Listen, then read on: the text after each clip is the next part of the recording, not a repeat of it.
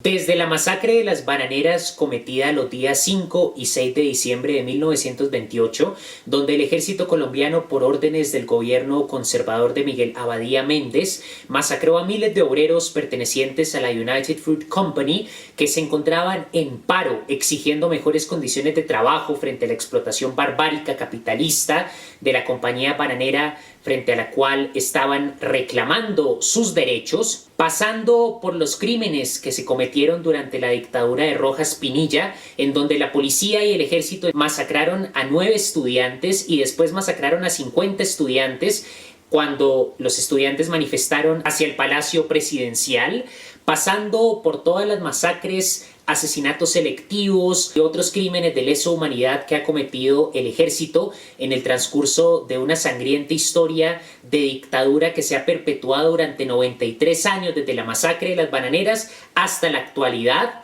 considerando que el Centro de Memoria Histórica calcula que los paramilitares, grupos financiados, organizados y entrenados por importantes sectores del Estado y del ejército colombiano, cometieron más de 8.900 asesinatos selectivos, mientras que la fuerza pública, el ejército y la policía cometieron más de 2.399 asesinatos selectivos, a los cuales hay que sumar los más de 3.000 falsos positivos, de manera que cuando se suma los asesinatos selectivos cometidos por los grupos paramilitares, más de 8.900, y los asesinatos selectivos cometidos por la fuerza pública, más de 2.900, teniendo en cuenta los más de 3.000 falsos positivos que se cometieron durante los años del terror de la presidencia uribista, que fue el periodo más sangriento de estos 93 años de dictadura. Tenemos que los paramilitares y el ejército triplican la cantidad de asesinatos selectivos que cometieron las guerrillas, no solo las FARC,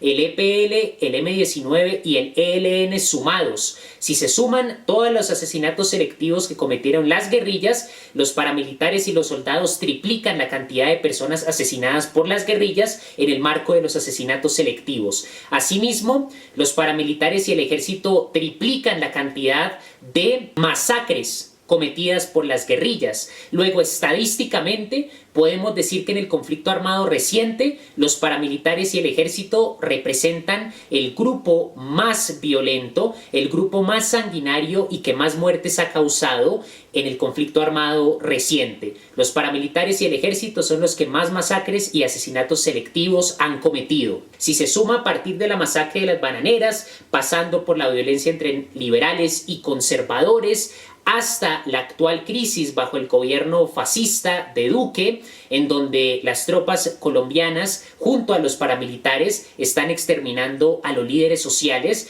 nos encontramos frente a la historia de un país que durante 93 años ha sufrido la violencia estatal de parte de la policía, de parte del ejército, de parte de grupos paramilitares que, como lo dicen Marx y Engels en el Manifiesto Comunista, al ser el Estado el administrador de los negocios de la burguesía, se trata de grupos e instituciones enteras cuya única función es defender a fuego, matando a gente inocente, los intereses de una burguesía que sobre la base de la explotación capitalista, es decir, sobre la base de la extracción de plusvalía absoluta y relativa, es decir, en tanto que la totalidad del valor producida en una jornada laboral en el marco del trabajo útil de un obrero no se le devuelve en su totalidad en el salario, llevando a cabo un trabajo en condiciones alienadas, enajenadas, en donde Marx en los manuscritos económico-filosóficos de 1844 toma la noción de enajenación como exteriorización del contenido de la conciencia de Hegel,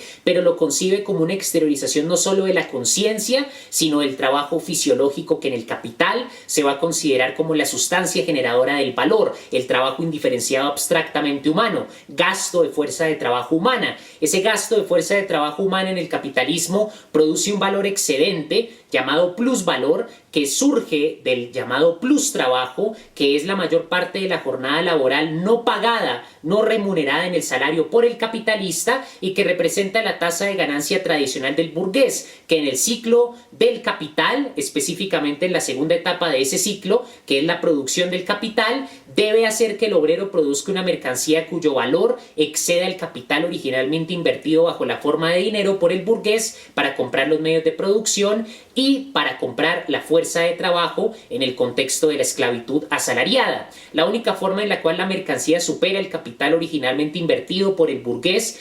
para comprar los medios de producción y para comprar la fuerza de trabajo del obrero es si la mercancía produce un valor excedente, y ese valor excedente se lo acumula ilegítimamente el burgués bajo la forma de propiedad privada. Encima de esa explotación, el trabajo es enajenado, en tanto que la objetivación de cerebro, músculo y nervio de fuerza de trabajo del proletario no se le remunera en el salario, pero al mismo tiempo el obrero no le pertenece lo que produce. Eso que produce, esa mercancía, ese valor de uso, no satisface las necesidades de las mayorías, sino que se impone ideológicamente en el contexto de la sociedad del consumo para que la clase media gaste su salario y su poder adquisitivo ilusorio en chatarra que no necesita y chatarra que no responde a las necesidades de la mayoría de la población. El trabajo enajenado implica que el trabajo ya no se vuelve una actividad creativa donde el hombre objetiva su fuerza de trabajo de acuerdo a lo que su mente proyecta, porque Marx en El Capital dice que la araña hace su telaraña, las abejas hacen sus panales, pero lo que diferencia el trabajo del hombre es que el hombre es el único ser que puede visualizar en su mente el trabajo. Esa visualización del hombre que hace de su mercancía, de su valor de uso, que va a producir con la objetivación de su fuerza de trabajo, se rompe, se niega en el capitalismo, de manera que el obrero no produce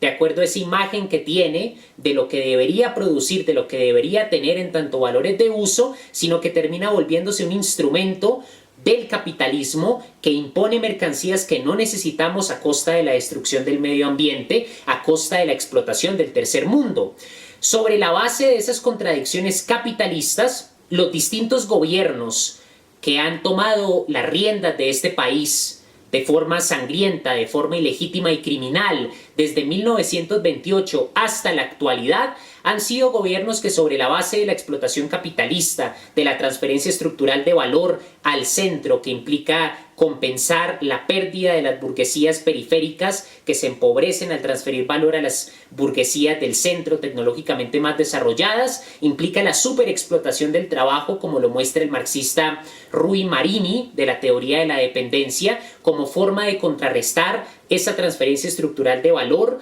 del tercer mundo al primer mundo. Y en el caso de las burguesías periféricas, sobre todo de la burguesía colombiana, el narcotráfico representa otra tasa de ganancia enorme para contrarrestar el empobrecimiento en el marco del intercambio desigual que constituye las dinámicas neoliberales, en realidad neocoloniales, del mercado mundial.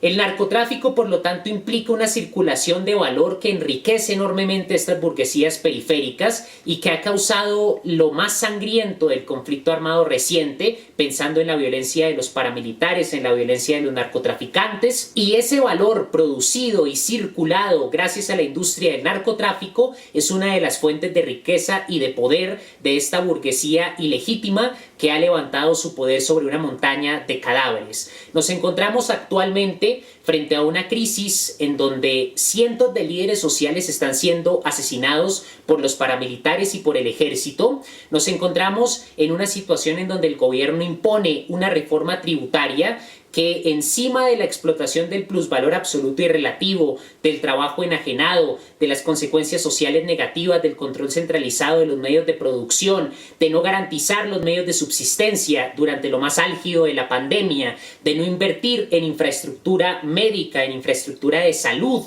el gobierno impone una reforma tributaria que va a agudizar las contradicciones ya agudizadas por las fallas estructurales del capitalismo y va a empeorar la situación económica de las familias colombianas, de las mayorías proletarias, campesinas, indígenas y la gente de la clase media. Frente a los crímenes que ha cometido esta dictadura que simplemente ha cambiado de dirigentes, que simplemente ha cambiado ilusoriamente de discurso y de bandera, de nombre de partido, pero se trata de una dictadura, una oligarquía capitalista y fascista que desde la masacre de las bananeras, por medio del ejército, la policía y los paramilitares, acumula y acumula asesinatos selectivos y masacres. 3.000 falsos positivos, 5.000 miembros de la Unión Patriótica vilmente exterminados, líderes sociales asesinados por la policía, el ejército y los paramilitares, cuántas víctimas asesinadas durante las movilizaciones de 2019 por la policía,